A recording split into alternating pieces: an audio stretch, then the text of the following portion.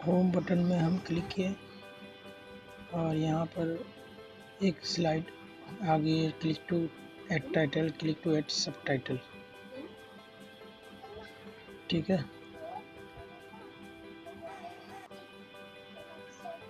अब यहाँ पर हमको 1 2 3 4 5 6 7 हमको ऑप्शन नज़र आ रहे हैं।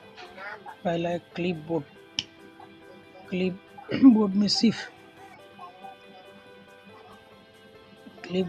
कट, पेस्ट और कॉपी का यूज़ होता है, और फॉर्मेट प्रिंटर का कोई यूज़ नहीं है। और दूसरा है इसमें स्लाइड के अंदर न्यू स्टाइल, लेआउट, रीसेट और डिलीट, इसका यूज़ होता है। न्यू स्लाइड जो भी दिख रही है आपको, ये स्लाइड न्यू स्लाइड है। इस पर अलग अलग आपको पैटर्न नज़र आएंगे, जो आपको पैटर्न इसमें से लेना है वो आप ले सकते हैं। लेआउट में से भी आप ले सकते हैं अलग अलग पैटर्न।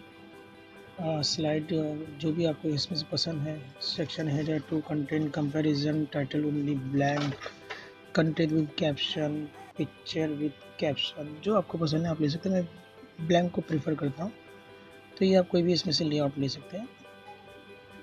ठीक है, उसके बाद है रीसेट। अगर आपको कोई, जैसे मैंने आप ये डिलीट कर दिया, क्लिक टू ऐड टाइटल, इसको मैंने डिलीट किया सेलेक्ट करके, और उसका दूसरा सब टाइटल इसको मैंने डिलीट कर दिया। और फिर मुझे ऐसा लगे डिफ़ॉल्ट उसको चाहिए, तो रीसेट करेंगे तो डिफ़ॉल्ट में क्लिक कर देते ही आपको वापस से वो दोनों टाइटल आ जाएगी। उसके बाद तीसरा सेक्शन जो है वो फ़ॉन्ट का है। फ़ॉन्ट यहाँ पे डिसेबल नज़र आ रहा है, और पैराग्राफ भी डिसेबल नज़र आ रहा है, क्विक स्टाइल भी डिसेबल नज़र आ रहा है ड्राइंग में।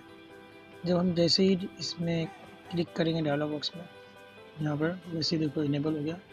यहाँ से हम लोग फ़ॉन्ट सेलेक्शन करते हैं, जो फ़ॉन्ट आपको पसंद है वो फ़ॉन्ट आप ले सकते हैं।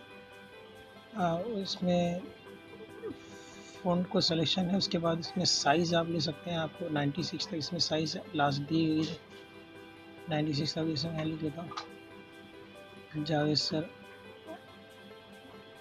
अब ये इसको मैं सेलेक्ट करूँगा, चाहे तो मैं यहाँ से भी A+ करके इस पर क्लिक करूँगा तो फ़ॉन्ट बड़ा हो जाएगा, और A- पे क्लिक करूँगा तो फ़ॉन्ट छोटा हो जाएगा।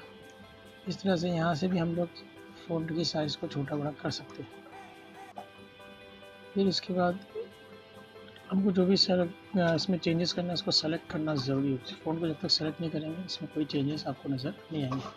अब ये फ़ॉन्ट को हमको थोड़ा बोल्ड करना है, तो बोल्ड करने के लिए हम B पे क्लिक करेंगे, B से बोल्ड, इसका कलर थोड़ा चेंज हो जाएगा। इसको इटैलिक करना है तो हम I पे क्लिक करेंगे, अंडरलाइन करना है तो हम इसको U पे क्लिक करेंगे। इसके बाद S से शैडो, आपको टेक्स्ट के नीचे शैडो आएगा। उसके बाद यहाँ पर AB जो दिया हुआ, ये आप फ़ॉन्ट को जितना चाहे गैप दे सकते हैं, दो वर्ड के बीच में जो गैप देना है वो दे सकते हैं, या उसको बिल्कुल करीब करीब करना है तो कर सकते हैं। इसमें very tight, normal, loose, very loose और मोर स्पेसिंग इसमें ऑप्शन देंगे। जैसे आपको स्पेस अवेलेबल है उसके हिसाब से आप यहाँ पे ऑप्शन को चूज़ कर सकते हैं। अगर आपको टेक्स्ट को कलर देना तो यहाँ पे बहुत सारे कलर है। मैं ग्रीन, जो भी मैं जिस पे भी एरो ले जाऊँगा वहाँ पर उसका प्रीव्यू दिखाएगा, और यहाँ से अगर कलर नहीं चाहिए तो आप कस्टम में से भी कोई भी कलर ले सकते हैं, और उसको जितना डार्क करना है उसका डार्क कर सकते हैं, जितना लाइट लेना है लाइट कर सकते हैं ये एरो के ज़रिए। देखिए मैंने इसको थोड़ा लाइट कर दिया, तो आप इसको कर सकते हैं। अब मैं इसको सेलेक्ट करता हूँ, इसको मैं रेड कलर करता हूँ, देखिए यहाँ पर रेड कलर हो गया। अब इसके बाद जो है वो ये फ़ॉन्ट का सेक्शन ख़त्म। उसके बाद बाजू में जो है वो पैराग्राफ है। पैराग्राफ में आपको अगर एक से ज़्यादा ऑप्शंस लिखने हैं तो यहाँ पर जो है अलग अलग तरह की डिज़ाइन के बुलेट्स दिए गए हैं, और उन बुलेट्स का हमको एज़ पर योर चॉइस आप जो है इस बुलेट को चूज़ कर सकते हैं। इसमें 4-5 किस्म के बुलेट दिए हैं, और आप चाहे तो नीचे भी और अपनी तरफ से भी आप बुलेट बना सकते हैं। दूसरा भी ऑप्शन दिया है, उसमें आप नंबर और अल्फ़ाबेट और रोमन का भी जो है एज़ पर योर चॉइस आप जो है इसको चूज़ कर सकते हैं। उसके बाद 2 लाइन के बीच में अगर हमको गैप देना है तो 1.5, 2.5, 3 पॉइंट, ऐसा हम यहाँ से लाइन में गैप दे सकते हैं। इसी तरह से अगर हमको अलाइनमेंट चाहिए लेफ़्ट, राइट या सेंटर, या फिर जस्टिफाई, तो हम यहाँ से इसको सिलेक्शन कर सकते हैं। और अगर हमको यहाँ पे वर्ड को, जो भी वर्ड है या जो भी सेंटेंस है, इसको अगर हमको हॉरिजॉन्टल, रूटेड 90, रूटेड 270 और स्टैक, और इसमें बहुत सारे ऑप्शन है, जिस तरह से चाहे टेक्स्ट को हम उसको रोटेट कर सकते हैं जो चाहे। उसके बाद टेक्स्ट अलाइनमेंट, आपको बॉक्स के अंदर एकदम टॉप पे चाहिए, तो जैसे टॉप पे क्लिक करेंगे आपका जो है टेक्स्ट टॉप पर आ जाएगा। मिडिल में करेंगे तो मिडिल में आएगा, अलाइनमेंट बॉटम में करेंगे तो टेक्स्ट बिल्कुल बॉक्स के बॉटम में आएगा। उसके बाद स्मार्ट आर्ट, स्मार्ट आर्ट में आप जो है यहाँ पर ग्राफिक अलग अलग दे सकते हैं, जो भी स्टाइल देना चाहिए। जैसे भी मुझे ये मैं लेता हूँ अलग अलग, इसमें से मैं ये वाला सेकंड क्लास लेता हूँ। देखिए यहाँ पर एक छोटा सा डिज़ाइन स्मार्ट आर्ट के साथ मिल गया। तो यहाँ से हम इसको कोई भी शेडो, जैसा भी हमको फ़ोटो इसमें जैसा भी डिज़ाइन पसंद है, हम उसकी डिज़ाइन को सेलेक्ट कर सकते हैं। मैंने ये लास्ट वाली डिज़ाइन लिया, ये थोड़ा रबर का शेप देती है, इसको थोड़ा सा छोटा कर लेंगे क्योंकि नाम छोटा है, इसलिए इसकी साइज़ थोड़ी सी कम कर लेते हैं। माउस थोड़ा सपोर्ट नहीं कर रहा। हाँ देखिए यहाँ पे ये हो गया सिलेक्शन। अब यहाँ पे जो सामने का जो राउंड शेप है सी, वो कलर में है, लेकिन दूसरा जो वाइट में।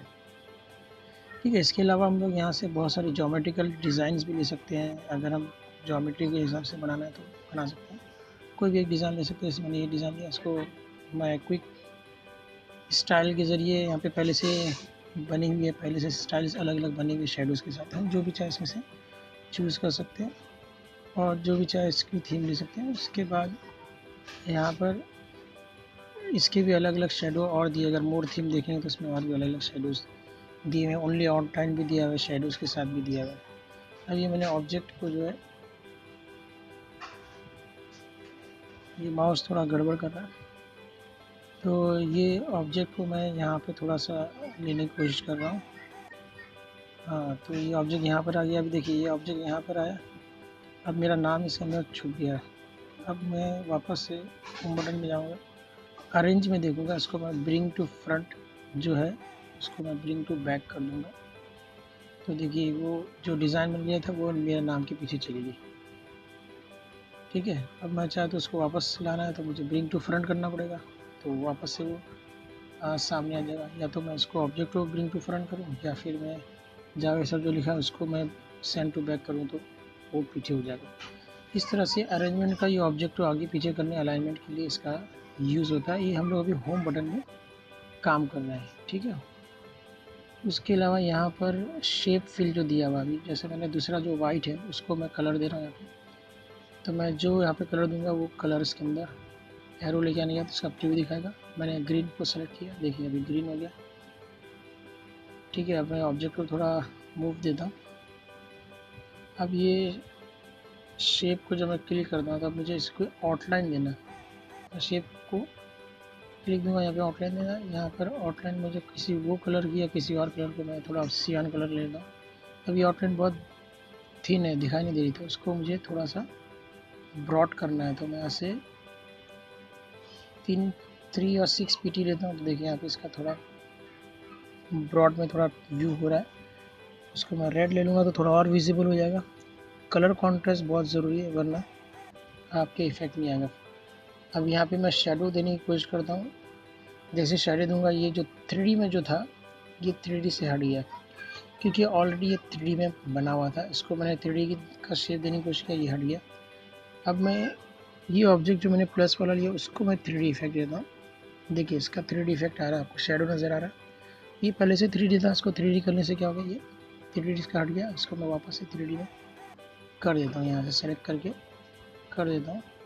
देखिए अब इस पर क्लिक करूँगा, ये ऑलरेडी 3D में आ गया। तो इस तरह से भी लास्ट ऑप्शन जो है वो है एडिटिंग। ड्राइंग का ऑप्शन खत्म, एडिटिंग में है फाइंड, रिप्लेस, सेलेक्ट। फाइंड, किसी वर्ड को हमको ढूंढना है तो उसको हम फाइंड क्लिक करेंगे, उस वर्ड को टाइप करेंगे तो आपको सारे डिसेबल जो फाइंड जो भी वर्ड्स है जो दूर है जो आपको नहीं मिल रहे वो यहाँ पे फाइंड से मिल सकते हैं। और किसी वर्ड को चेंज करना तो रिप्लेस कर सकते हैं। तो इस तरह से ये हमने होम बटन में जितने भी ऑप्शंस थे हमने ये सब देख लिया। अभी insert, design, animation, slide show, review और ये जितने भी टैब और दिए इन सब के अलग अलग वीडियो बनेंगे। तो thank you for watching this video, bye.